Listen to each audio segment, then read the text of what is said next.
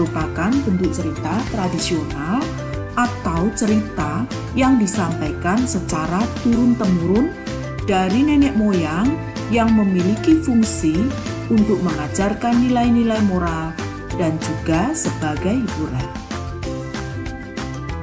Beberapa hal yang perlu diperhatikan saat membaca dongeng yaitu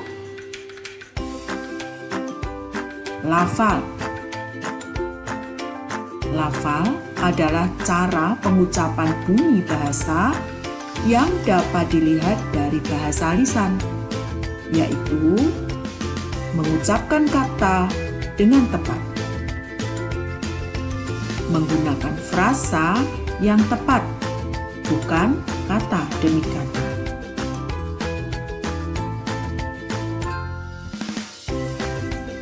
Intonasi suara. Intonasi merupakan ketepatan pengucapan, tinggi rendahnya nada kalimat, dan keras lembutnya nada kalimat. Perbedaan intonasi dalam mengucapkan suatu kalimat dapat menimbulkan makna yang berbeda.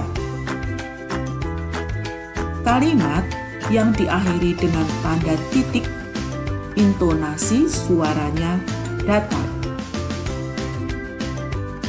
Kalimat yang diakhiri tanda tanya, intonasi suaranya menurun. Kalimat yang diakhiri tanda seru, intonasi suaranya agak naik. Ekspresi. Ekspresi adalah gerak tubuh yang dapat mempengaruhi cara membaca dongeng yang baik dan penuh perasaan.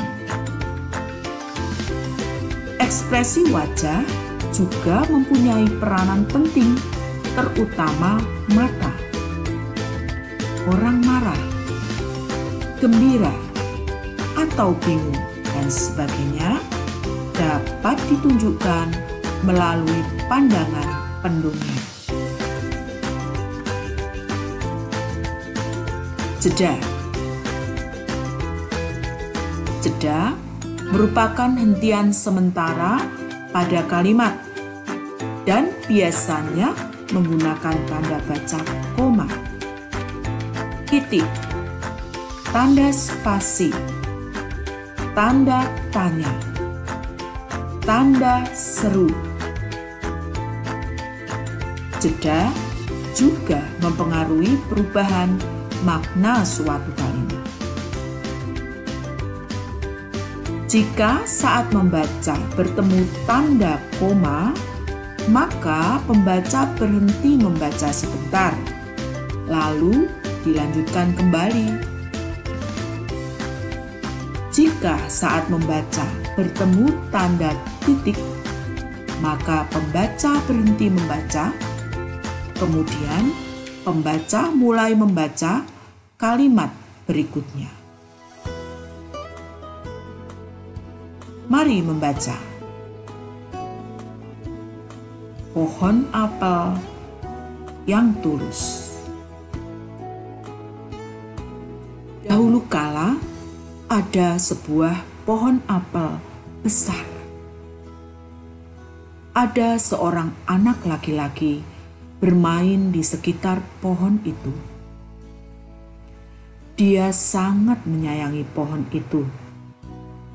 Pohon itu juga senang bermain bersamanya. Waktu berlalu. Anak laki-laki itu tumbuh dewasa.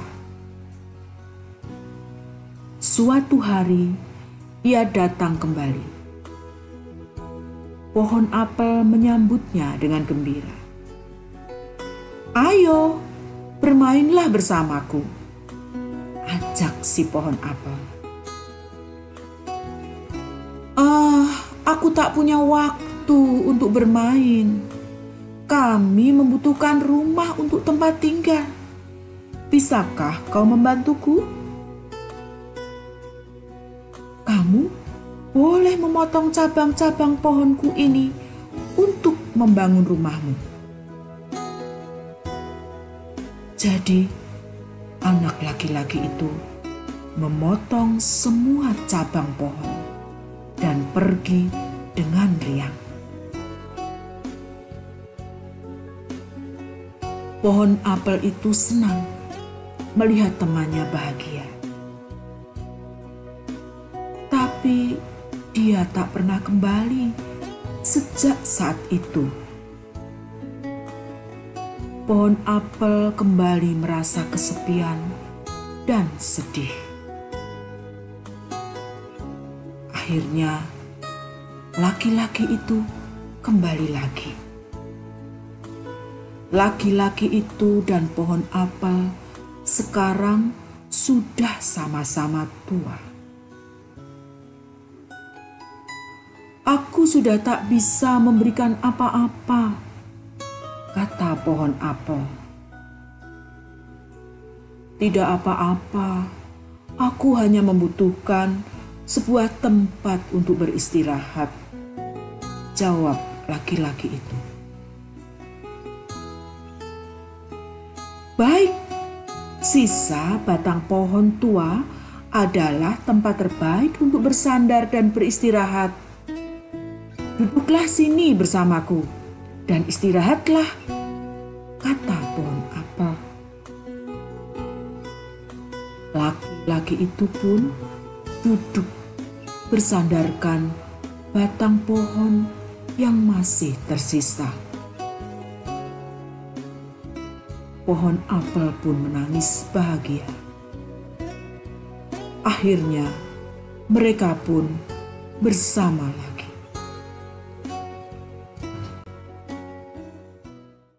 Semangat pagi, semangat, semangat, semangat. Alhamdulillah jika teman-teman sudah semangat.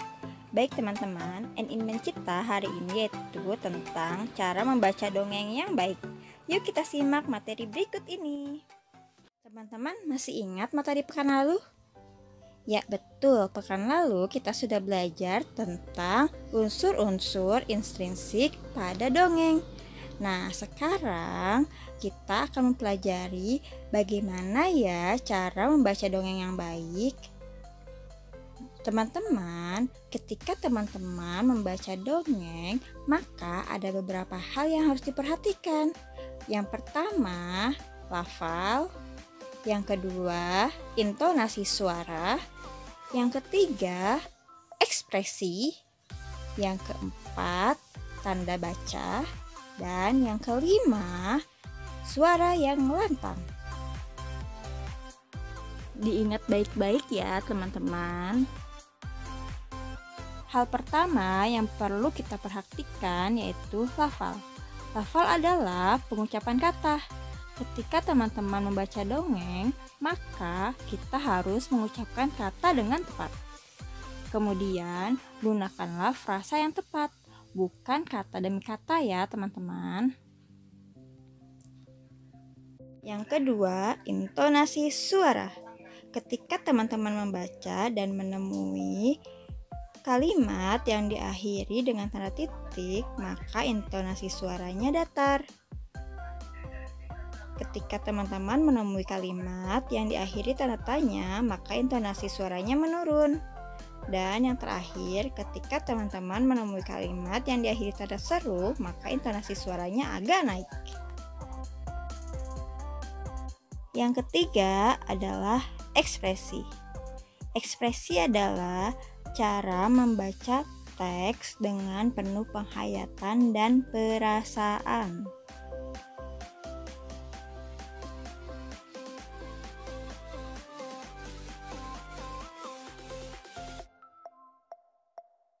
Keempat, tanda baca. Ketika teman-teman membaca, kemudian bertemu tanda koma, maka berhenti membaca sebentar, lalu dilanjutkan kembali ya. Nah, jika teman-teman membaca, kemudian bertemu tanda titik, maka kita berhenti membaca, kemudian mulai lagi membaca kalimat berikutnya. Dan yang terakhir, suara lantang. Nah, ketika teman-teman membaca dongeng, di depan orang lain, maka suaranya harus lantang ya teman-teman, sehingga dapat didengar oleh orang lain dengan jelas dan orang lain menikmati dongeng yang kita bacakan. Oke teman-teman, tugas hari ini yaitu siapkan teks dongeng yang sudah teman-teman pilih pada pekan lalu, kemudian rekamlah menggunakan video ketika teman-teman membaca dongeng. Perhatikanlah beberapa hal dengan tepat seperti lafal, intonasi suara, ekspresi, tanda baca, serta gunakanlah suara yang lantang ya.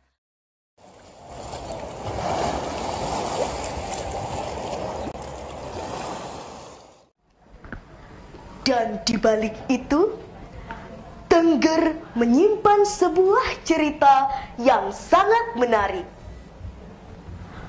Maukah teman-teman se-Indonesia mendengarkan cerita dari Puput? Inilah cerita dengan judul Asal-usul Nama Tengger. Cerita ini saya baca dari buku yang berjudul Kumpulan Cerita Rakyat dari Jawa Timur yang ditulis oleh YPB Wiratmoko. Begini ceritanya. Alkisah.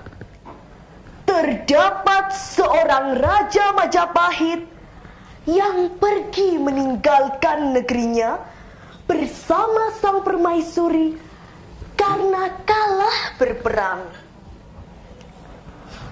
Mereka membangun sebuah gubuk baru yang letaknya tak jauh dari lereng Gunung Bromo. Tak lama kemudian, sang permaisuri melahirkan seorang bayi perempuan yang amat cantik. Tetapi teman-teman, tidak seperti bayi pada umumnya. Bayi ini tidak menangis. Maka kedua orang tua bayi itu menamainya Roro Anteng. Anteng dalam bahasa Jawa berarti tenang atau tidak banyak bergerak. Tak jauh dari tempat mereka tinggal, terdapat sepasang suami istri yang masih keturunan Brahmana. Sang istri juga baru saja melahirkan seorang bayi laki-laki yang amat tampan dan berbadan segar.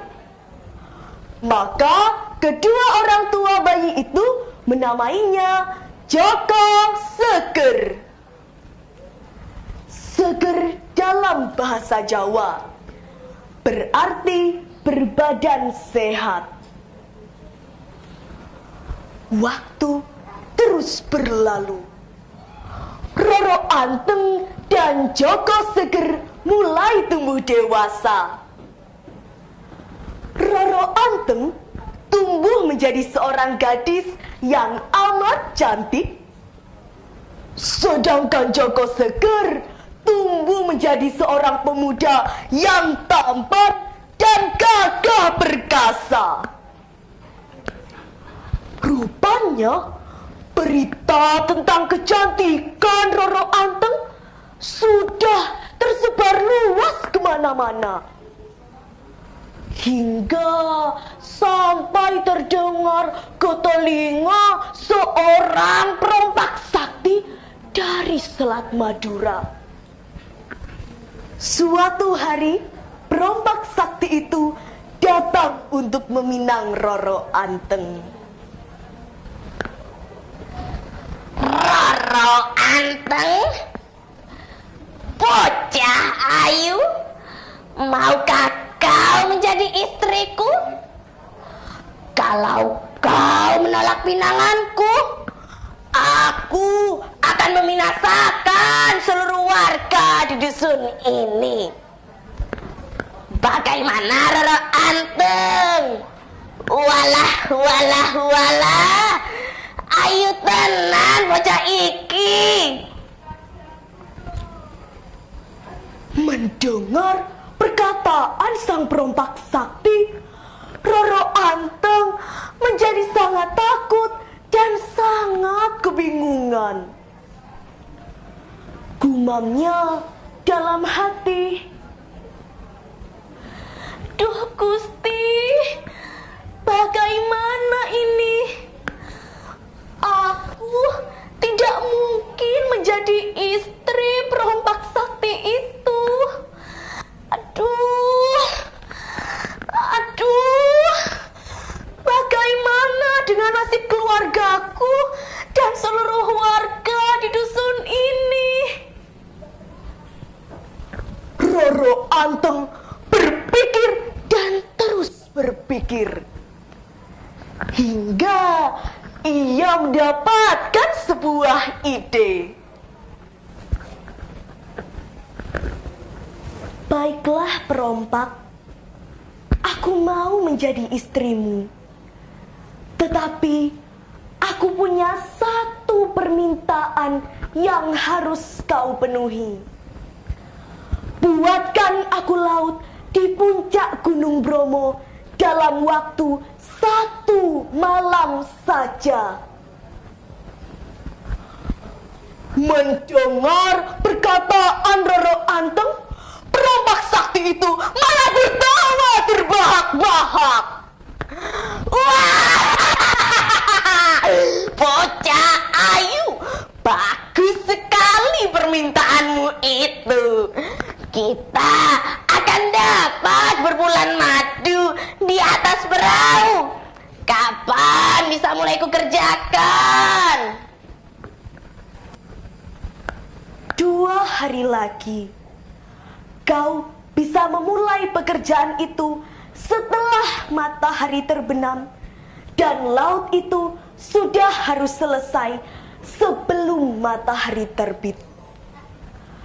Ingat perompak, jika kau tidak berhasil, maka kau gagal memperistriku.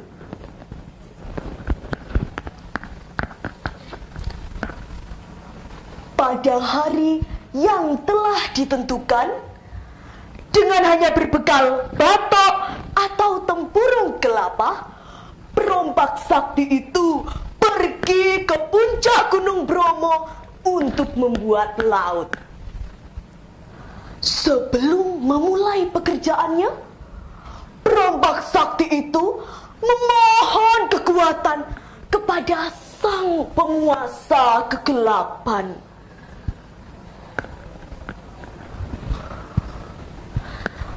Wahai sang penguasa kegelapan, ubahlah diriku dan bato ini menjadi raksasa, supaya aku bisa membuat laut dalam waktu 1 malam saja.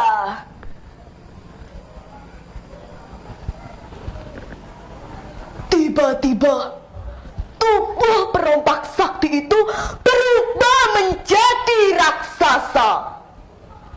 Berikut batok yang dipegangnya juga ikut membesar. Perompak sakti itu memulai pekerjaannya.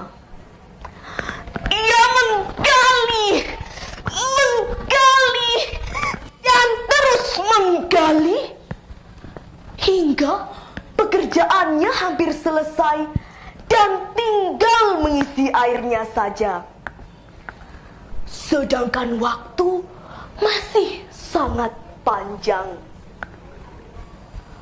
Mengetahui hal itu, Roro Anteng menjadi sangat ketakutan dan sangat bingung.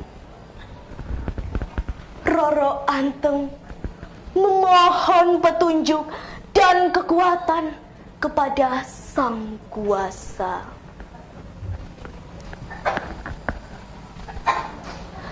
Wahai engkau Sang Hyang Widi,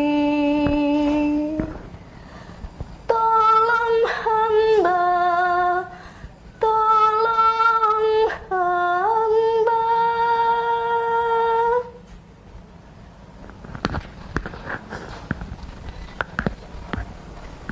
Roro Anteng segera mengumpulkan seluruh wanita yang ada di desanya.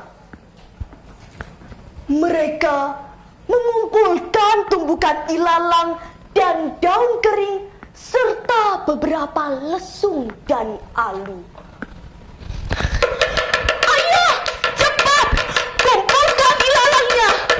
Cepat berikan lesung dan alunya. Cepat bakar ilalangnya. Ayo, cepat, cepat, cepat. Api pun menyala dari tumpukan ilalang dan daun kering yang dibakar, sehingga dari kejauhan tampak seperti matahari yang terbit. Ditambah dengan suara lesung dan alu, ayam jantan pun bergagah bersahut-sahutan.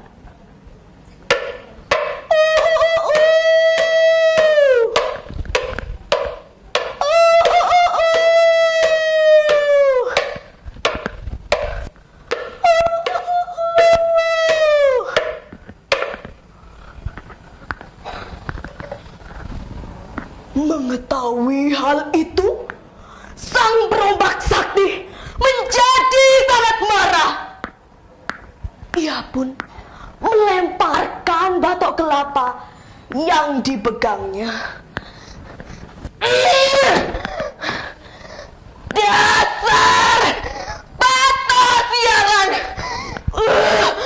Aku gagal memberi istri Roro Anteng.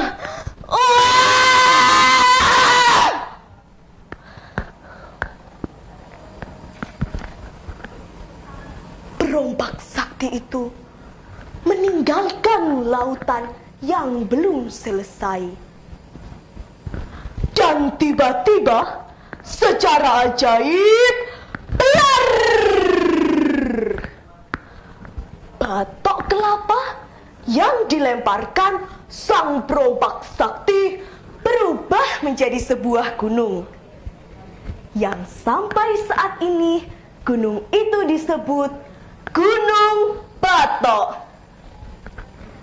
Sedangkan lautan yang belum jadi sampai saat ini disebut Lautan Pasir atau Segorowedi. Dan akhirnya Roro Anteng dan Joko Seger pun menikah. Mereka berdua hidup bahagia dan mendirikan dusun baru.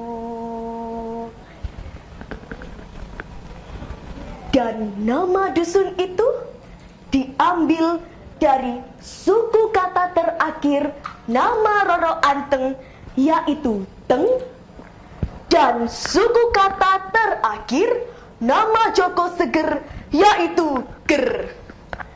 Sehingga sampai saat ini dusun itu disebut Dusun Tengger. Teman-teman, hikmah yang bisa kita ambil dari cerita yang sudah saya sampaikan adalah hendaknya kita hanya memohon pertolongan kepada Sang Kuasa. Teman-teman, sekian dulu ya dari Puput.